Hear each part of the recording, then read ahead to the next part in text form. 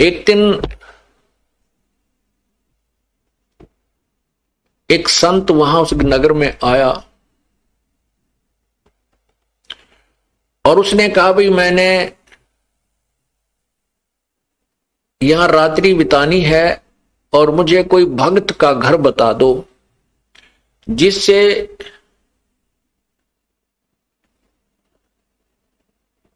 मेरा जो है भक्ति कर्म ना बिगड़े, मैं अपना साधना भी कर लूं उस भगत के घर बैठ के और मुझे 2 रोटी भी मिल जाए। तो उस संत को गांव के कुछ नगर के निकम्मे से व्यक्ति मिल गए। वो कहने लगे बाबा जी साधु संत तो नगर से बाहर रहा करते हैं और जिस प्रकार के आप भगत चाहते हो वो हम बताते हैं। वो सामने इधर चले जाओ, ये रास्ता जा रहा पगडंडी सी और वहां एक भक्त रहता है बाहर, सपरिवार वहां रह रहा है, आप वहां जाओ। अब महात्मा उस संत ने सोचा भी बिल्कुल सही बात है, जंगल से भगत तो बाहर है तो और अच्छी बात है। तो वो चला गया वहां, साधु वहां चला गया और वहां वो बहन जो अजामेल की पत्नी थी गणिका, वो घर पे थी। साधु ने आवाज लगाई, नमो नारायण किया तो वह लड़की बाहर आई कि आज कौन आ गया इधर। और पुण्यात्माओं ठीक है, वर्तमान में कोई भी प्राणी कितनी ही गलती कर सकता है, लेकिन उसके पूर्व जन्म की कोई पुण्य कमाई होती है, वो साधु संत या सत्संग के विचार सुनने से वो अवश्य अंगड़ाई लेती है, वो एकदम उभर कर आती है। ये कौन थे अजामेल और जो गणिका वो वैश्या, वो कौन थे? ये पूर्व जन्म में दोनों साधक थे। वो भी वैरागिणी थी और ये अजामेल भी वैराग लेकर के बाहर भक्ति के लिए, जैसा भी इनको मालूम था अपनी उस परमात्मा के नाम की, जैसा जिस संत ने कोई बताया था वो साधना शास्त्र विरुद्ध भी ये कर रहे थे। जैसे ओम नाम की साधना तो शास्त्र अनुकूल है और अन्य जो साधना ये करते थे वो शास्त्र विरुद्ध है, जैसे तप वगैरह। लेकिन दोनों की, जैसे किसी ने भांग बीज दी वो भी फल लगेगा और कणक बीज लिया उसका भी फल लगेगा। दोनों इकट्ठी डबोली तो भी भांग का पौधे के अलग बीज फल लगेंगे और कणक गेहूं के अलग लगेंगे। तो ऐसे साधना ये करते हैं, उनका दोनों का सबका फल उनको मिलता रहता है। जैसे तप करते हैं उसे राज्य भी होता है और सिद्धियां भी आ जाती है, लेकिन मोक्ष नहीं हो सकता इनसे। तो इस प्रकार वो पिछले जन्म में साधना किया करते थे, साधक थे। और जो अजामेल अब बदनाम हो रहा था, ये पूर्व जन्म में ऐसे ही एक साधक था, हठ योग करता था। और ये हठ योग करते करते इसने अभ्यास कर रखा था समाधि लगाने का। समाधि क्या होती है आपको पहले भी कई बार बताया है कि इस शरीर के अंदर, हमारा शरीर जो है एक टेलीविजन समझो, और इसमें चैनल बने हुए हैं, जैसे मूल कमल, स्वाद चक्र, नाभि कमल, हृदय कमल, कंठ कमल, त्रिकुटी कमल, सहस्रार कमल। और इसमें जिसका भी जो चैनल ऑन हो गया पूर्व जन्म की कमाई से, और जैसे हठ योग से समाधिस्थ होने की चेष्टा जो करते हैं, वो न जाने कौन से कमल में कौन सा टेलीविजन का चैनल ऑन हो जाता है उनका, फिर उसको बार बार देखने का इंटरेस्ट बन जाता है। उसमें ऊपर के इस ब्रह्मांड में जैसे ये कहीं ग्रह चल रहे हैं, इनकी बड़ी अच्छी स्पीड नजर आती है, ऊपर की तरफ और बड़े बड़े पहाड़ हैं, स्वर्ग हैं, पता नहीं क्या क्या वहां उछल कूद होती है, नाच गाने ऊपर चल रहे हैं, तो वो सब दिखने लग जाते हैं। तो ये मन वही टिकता है जहां इसको वर्तमान से अधिक कोई अट्रैक्टिव वस्तु नजर आती है, आकर्षक वस्तु नजर आती है। जैसे इस मन की वृत्ति है कि जैसे अंधेरे में 25 वाट का बल्ब जग गया तो सभी वो पतंग जीव जंतु उसके पास पहुंच जाते हैं, और 100 वाट का जग जाता है तो उसकी तरफ भाग लेते हैं, उस 25 वाले पर कोई नहीं रहता। ऐसे ही जो हम यहां देख रहे हैं इस पृथ्वी के ऊपर, जो भी हम मन की आकर्षण वस्तु देखते, इससे बहुत ज्यादा अधिक ऊपर के लोकों में है।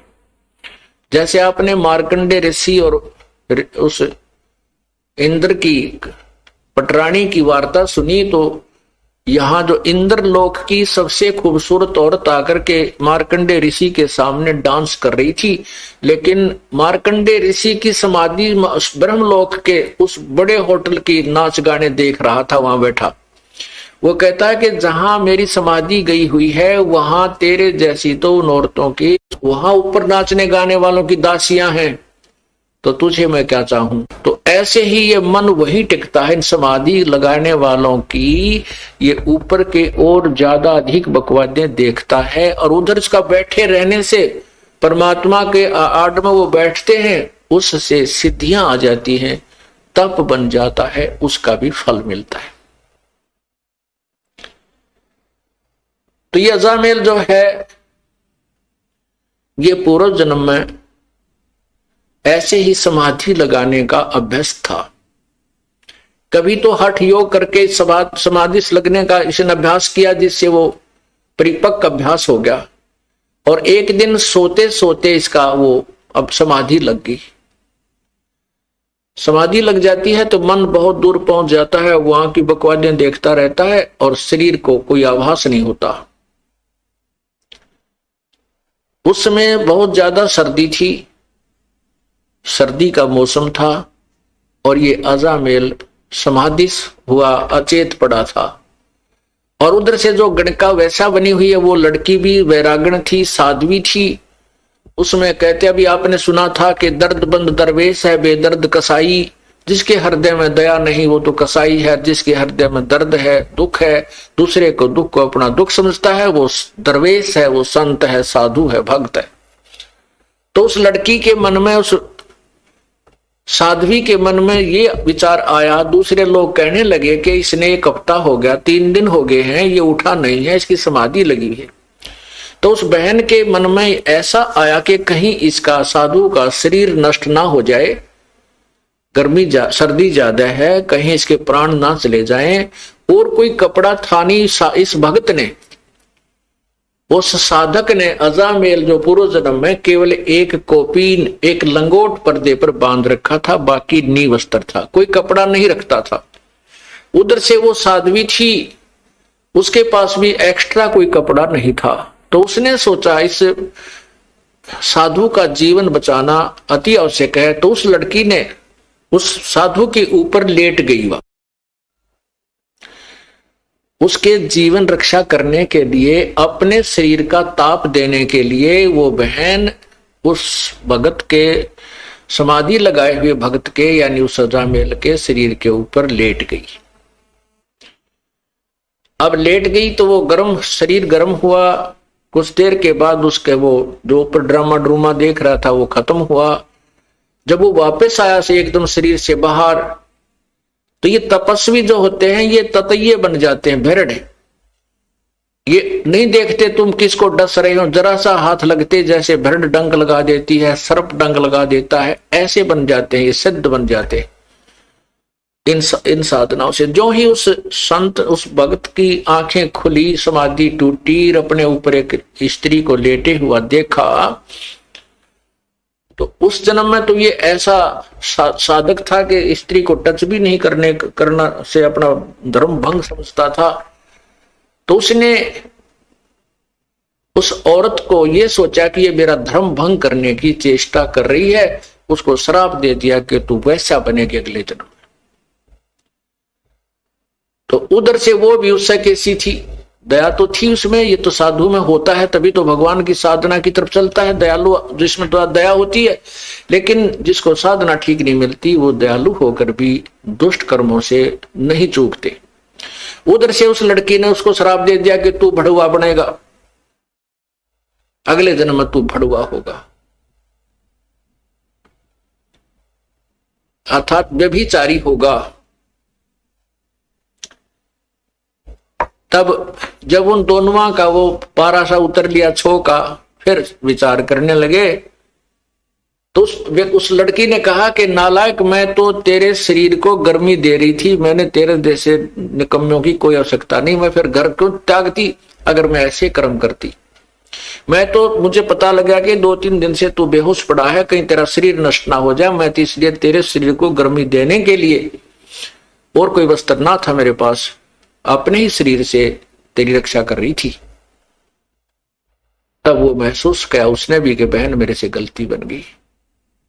अब वही तो बात है ना, कहते हैं तीर कमान से और वचन जुबान से निकलने के बाद वो वापस नहीं आता। तो सोच समझ कर हमने हर क्रिया बोल चाल करनी चाहिए। तो उसी के परिणाम स्वरूप वो तो वैश्या बन गई, वो बदचलन बन गया, दोनों का फिर संयोग हो गया। अब वो पति पत्नी रूप में, फिर उसके बाद उनका काफी प्रेम बन गया। जैसे जब उन्होंने पता लगाया था कि उस भक्त ने भी पता लगा कि तू कुर्बान थी, तेरा शरीर की रक्षा की, तो उनका आपस में बहुत ज्यादा लगाव बन गया, आपस में प्रेम बन गया, एक दूसरे ममता बन गई। बिल्कुल वो उस जीवन में ब्रह्मचारी रहे और बिल्कुल ठीक रहे। लेकिन वो ममता जो आपस में, युकाल का तो जाल बड़ा भयंकर है, वो आपस में मोह फंसा रहा। उस मोह ने ये फिर कट्ठे लपेट दिए, अगले जन्म में ये पति पत्नी बना दी, और साथ में वो वैश्या बन गई और अजामेल बन गया ये बदचलन बड़ुआ। अब वो साधु वहां संत पहुंचा उसके द्वार पे, तो वो लड़की जो गणका बड़ी हुई थी वो एकदम बाहर आई कि हमारे द्वार पर नमो नारायण करने वाला कौन आ गया। तो गाली देने वाले तो बेसिक आ जाते थे, और आज ये परमात्मा का नाम उच्चार करने वाला कौन आ गया। एकदम वो बाहर आई और कहते हैं पिछले जन्म की जो साधना की हुई होती है, वो भक्त आत्मा मनुष्य जीवन से जब आते हैं तो शीघ्र भक्ति पर लग जाते हैं। चाहे वह कितने ही दुराचार करता है, चाहे कितने ही वो विकार करता है, शराब पीवे, मांस खावे, चाहे तम्बाकू सुल्फा पीता है, वो पिछले जन्म का जो मनुष्य शरीरधारी प्राणी होता है और पिछले जन्म में कुछ भक्ति की हुई होती है और वर्तमान में कुसंगत में फंस जाता है, वो तुरंत त्याग देता है उन बुराइयों को और परमात्मा की भक्ति में उसी प्रकार सपीडता लग जाता है। अब उस भक्तनी ने बाहर आते ही ऋषि के चरण दिए और कहा हमारे कौन सा पुण्य उदय हुआ, हमारे द्वार पर साधु संत आए हैं, आओ जी बैठो जी। अब साधु ने संत ने सोचा भी कति ठीक ठिकाना आ गए तो बहुत भगवान आत्मा मिल गई और बहुत ही अच्छे भक्त मिल गए। अब अंदर जब पहुंचा तो उसने एक चारपाई थी जिसी घर पे, वो उस पे बिछा दिए सुंदर कपड़े धोए धाए, साधु बैठ गया दच के उस चारपाई के बीच में। दोपहर के बाद का समय था, 2-3 बजे 4 बजे, और वो अजामेल गया हुआ था जंगल में शिकार खेलने, शिकार लेने के लिए। कोई मर्ग, कोई पशु पक्षी मार के लिया करता डेली और हाथ काट के शराब पिया करता वहां जंगल में बना करके मदिरा। तो वो आया, उसने क्या कर रखा कि कंधे पे लठे और लठ के अंदर एक वो टांग रखा हिरण मार के, और आते ही वो पटक दिया आंगन में। जड़ महात्मा बैठे थे उसका साथ में ही,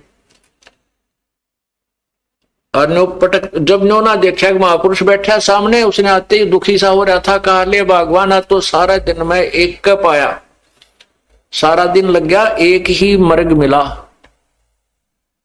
बड़ी मुश्किल से हाथ लगा। अब जब उसने वो मर्ग वहां पटका तो वो साधु की नजर गई, भाई के खुड़का हुआ कौन बोला।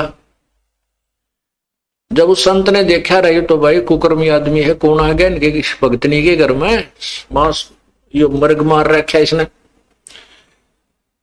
तो उस लड़की से पूछा बेटा यू कौन है, कौन आ गया तेरे घर में। वो कहने लगी जी ये भगत जी है आपका, ये आपका सेवक है, बाबा जी ने ठा लिया जोड़ा, जब अड़ कसू गलत जगह आ गया भाई, तू तो ये किसा सेवक मर्ग मार के ले रहा। तो फिर उसने देखा कि तो संत था, आया हुआ है आज तो तुम्हारे दरबार पे। अब उसके अंदर भी जो पूर्व जन्म की भक्ति थी वह जागृत होगी। परमात्मा कहते हैं कबीरा दर्शन संत के परमेश्वर आवे याद, और लेखे में वह है गड़ी बाकी का समय बाद। तो उसी समय उस अजामेल ने भी पैर पकड़ लिए और उस बहन ने भी, उसकी पत्नी ने, और कहने लगे महाराज हमारे द्वार से आप नो मत जाओ। अब पहले पापी आत्मा है और आप जैसे महापुरुष हमें कोई सदुपदेश नहीं देंगे, हमारा कोई रास्ता मार्गदर्शन नहीं करेंगे, तो हम बुराई कैसे छोड़ेंगे। वो बोला मैंने छोड़ दो जल्दी, बस मेरे साथ तो मजाक कर दिया किसी ने, मैं गलत आ गया यहाँ पे।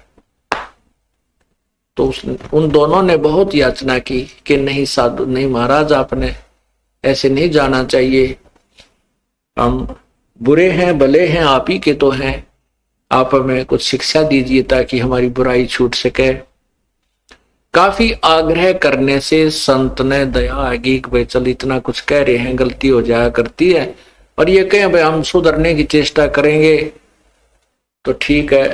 कहने लगे भाई इस बीमारी ने बाहर घेर का, अभी आज से प्रण करो, कसम खाओ, प्रतिज्ञा करो कि ये बुराई तुम नहीं करोगे। अब कहते हैं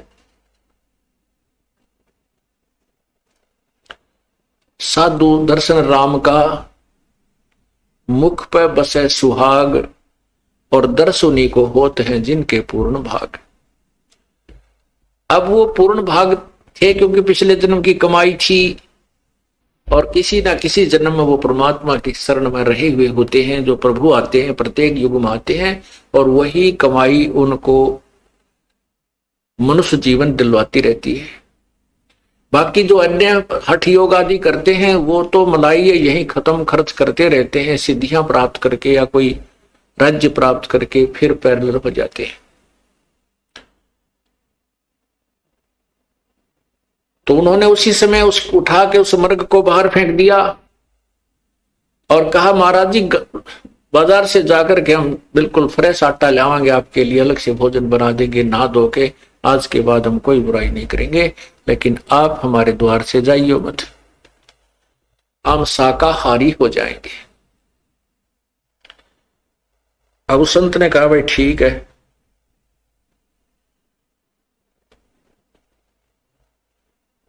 तो क्या हुआ, गर्मियों के दिन थे, गर्मी का मौसम था।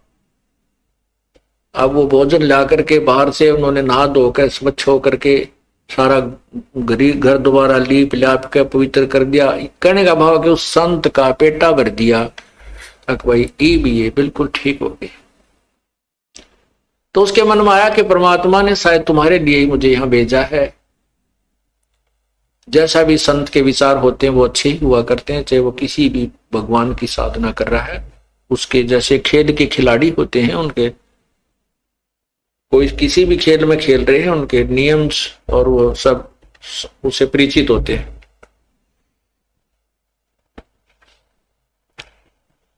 अब रात्रि के समय साधु तो भजन करने लग गया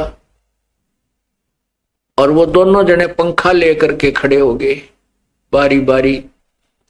फिर वो भजन साधना करके लेट गया, तो लेट के आसपास छिड़का कर दिया पानी का, और ऐसे पंखा बारी बारी कभी वो खड़ी हो जा कभी वो खड़ा हो जा, उसको साधु को हवा कर रहे हैं। सुबेरा संत बोला भाई भक्तों एक काम करो, तुम नाम ले लो, भगवान का नाम जप्या करो। तो वो कहने लगे महाराज जी मारे पर नाम में कोई लिया था, और कोई को बात करवा ले, कितना कठिन काम करवा ले, यो नाम नहीं लिया जाता। तुलसी पिछले पाप से हरि चर्चा ना भावे, जैसे जबर के भेगते भाई भूख विदा हो जावे। न बोले जी नाम नूम ताम लेते नहीं, बाकी आपके चेले पक्के हो गए, आप बुराई नहीं करेंगे, आपने कसम खा ली। तो संत ने सोचा अपने आत्माओं जैसे ये जो कथाएं हम सुना करते ना कि भाई एक अजाम उसने संत ने लड़के का नाम नारायण रखने को कह दिया और उस नारायण